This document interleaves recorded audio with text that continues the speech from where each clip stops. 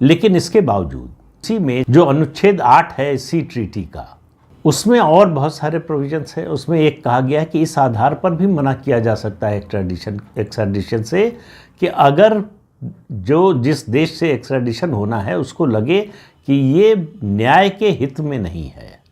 अब इसकी परिभाषा बड़ी व्यापक हो जाती है, तो इसके आधार पर भारत मना कर सकता है शेख हसीना को वापस करने से, और ये कह सकता है कि ये न्याय के हित में नहीं है। और एक और प्रोविज़न है, अगर मिलिट्री किस्म के जो है आरोप लगते हैं तो उनके आधार पर भी मना किया जा सकता है एक्स्ट्राडिशन से।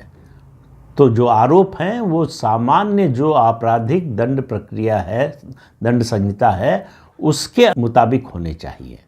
तो ये तो पक्ष हो गया तकनीकी, लेकिन एक्स्ट्राडिशन ट्रीटी कुछ भी कहती हो, उसके प्रोविजंस कुछ भी हों, ये फैसला एक्स्ट्राडिशन ट्रीटी के प्रावधानों के आधार पर नहीं होगा। ये फैसला एक राजनीतिक फैसला होगा, ये मोदी सरकार का फैसला होगा।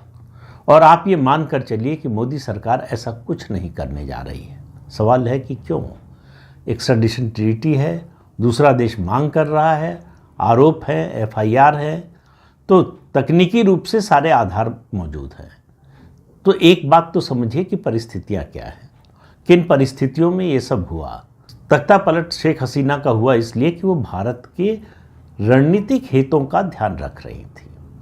वो अमेरिका के अनुसार अमेरिका की कठपुतली बनने को तैयार नहीं थी। जब मैं अमेरिका कह रहा हूँ तो मैं जो बाइडेन एडमिनिस्ट्रेशन की बात कर रहा हूँ, वहाँ की डीप स्टेट की बात कर रहा हूँ, CIA की बात कर रहा हूँ, और सोरोस फाउंडेशन की या सोरोस की जो संस्थाएं हैं उनकी बात कर रहा हूँ।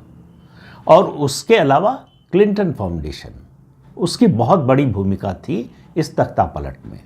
जिस तरह से यूनुस जब पहली बार तख्ता पलट के बाद यहाँ सत्ता संभालने के बाद अमेरिका गए, क्लिंटन फाउंडेशन में दोनों पति पत्नी ने जिस तरह से उनका स्वागत किया, उससे अगर किसी को आशंका भी थी, संदेह भी था, वो सब भी दूर हो गया।